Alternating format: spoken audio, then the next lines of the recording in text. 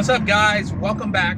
I wanted to give you an update on the BMW X2 M35. Last video I did, I talked about tire change and the run flat Pirellis that I had on it finally became completely bald as I am.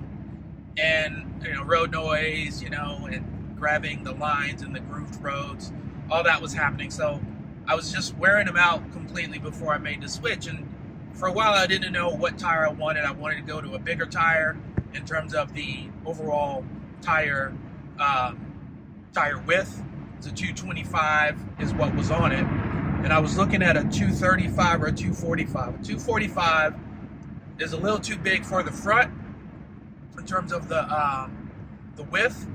At least I thought. I think I can manage that. That's only about 20 millimeter more. But the height, I couldn't go too high in terms of the height. So I'd have to stick with a 35. 40 probably at the most, but a 35 would be the safest bet. And today I replaced the tires and I ended up going with a Bridgestone. And Bridgestone's a pretty decent tire. You got Michelin Pilot Sport, which I didn't really want to spend that much because really this is more of a tire that I'm just going to use through the winter. I also wanted something with a little bit more meat so that the rim wasn't so exposed. There wasn't a lot of sidewall to protect the rim from curbing. And I actually hit a curb once parking it in front of my house. Didn't get the diameter right and ended up a little too close. It hit the tire and scraped, and it was so minute that it really didn't touch the rim, but you could hear it. And so that was something I wanted to deal with as well. So I made a point to get a tire that had a little wider width on it just for that purpose. So I went with a Bridgestone, and that tire is more of a all-season tire. It is still low profile, so it's a 235, so it's a little taller, and I don't mind that because I don't like the tire too low. I don't want too low a profile on this because it's a bigger vehicle. It's not a complete sports car. So I did want something with a little more ride height than it had, but not too much. So going to a 45, it wasn't too bad. It's a little taller on the front. You can tell it a little bit more than you can on the back because in the back of my car, the wheel well is a little bit higher than on the front. This car almost has a tilted sort of position. Now, one of the things I did consider initially was going with a 245 at the back because at the back, it's fine. It can handle it.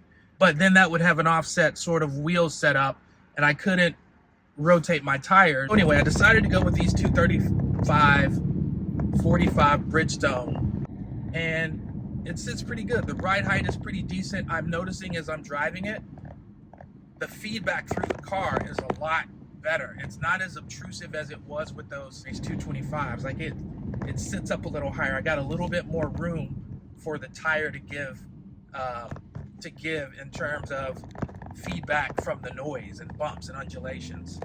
And I like that. Like I don't feel as much as I did before. So that is definitely a win.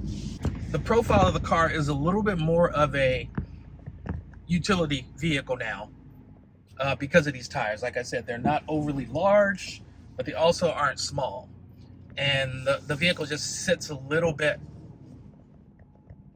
I guess, beefier, if you will. Like when you look at it from the side, it definitely has a beefier tire profile, and I'm okay with that. It doesn't upset the way the car looks.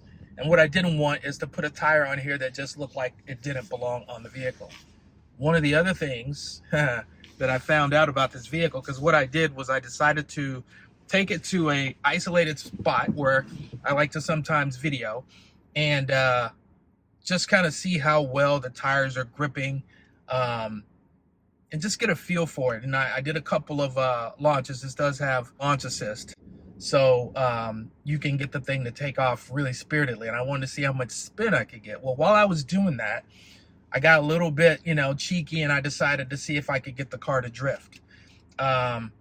Because it is front wheel biased. The engine is transversely mounted versus longitudinally mounted. So it's not running a drive shaft as a conventional setup for a BMW to the rear. It's not a full-on rear-wheel drive configuration. However, with that said, I was able to get this thing to pull a donut. Now, it is a little wet out. It's been raining. And And so the tires are new, and so they still got a little bit of that coating on it. So I felt like this was an opportunity to see if this would actually work. And I was very happy to find out that, you know, if you push it, you can get it to do it. So it will do donuts. It will drift. I noticed that when I was doing my launch, it did lose grip front and back, and it would pull, and it spun for a while as I took off. But when it went to change and shift, I noticed a little bucking, like when it finally caught, it kind of, it was kind of interesting. I'm not sure what that's about, but this, like I said, this is not the usual setup for the BMW cars because of the way that this car was built and the platform it was built off of. But anyway, so the tires, I think I'm happy so far. This is just day one of them. Like I said, the ride is great. The noise is tolerable. It's not really loud compared to my Pirellis. Those were really noisy. You heard everything and you felt everything. These tires are thicker, taller, and now wider, so a bigger patch of traction from the contact patch, and I do like that. And this is essentially what I was after.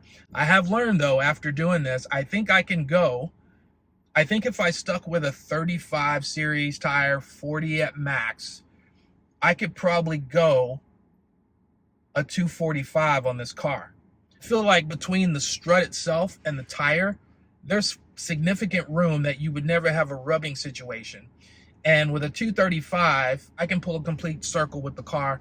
There's no rubbing. So I'm adding another 10 millimeter to the width of the tire.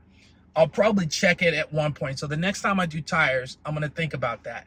And the reason why I want a wider tire is just, one, it does grip better. You got better grip if you're going to drive the car spiritedly. There's more for the tire to touch on the road as you're pushing it. But two, it will also give the wheel a wider stance. So I just want a wider stance. And then three, ultimately, the one that's really a big thing for me is having a bigger tire presence over the edge of the rim. I don't want the rim sitting out on its own. With the 225, they were almost flush. So here's the edge of the tire at its peak. So it kind of comes off it comes off the flat part of the tire over to the sidewall, and then it kind of flares out a little, and there's just this little pointy peak where it meets and then comes over the actual rim. So they were pretty much right aligned with one another. But if you hit a curb, they're both hitting. I want to have a little bit more tire out than the rim so that the first thing that touches, if you do catch a curb, is the tire first. And you have a chance to kind of mitigate and say, oh, let me back off, let me reverse so that it doesn't hit the rim. Most cars now have those cameras where it helps. My car doesn't have a camera on the mirror, so I don't get to see that. It's just one thing that I want to do to try and mitigate the chances of the rim getting scratched. If someone else drives my car, kind of the same thing. That doesn't happen a lot, but I want to be able to have that, you know, that buffer, if you will, if that situation does arise. But anyway, that's a good tire so far. It's good grip. It's Bridgestone. I feel good about it. So I'll give you an update in the next, 5,000-10,000 miles. We'll see how it does over the length of time. All right, guys. Peace out. Till next time, all-wheel drive.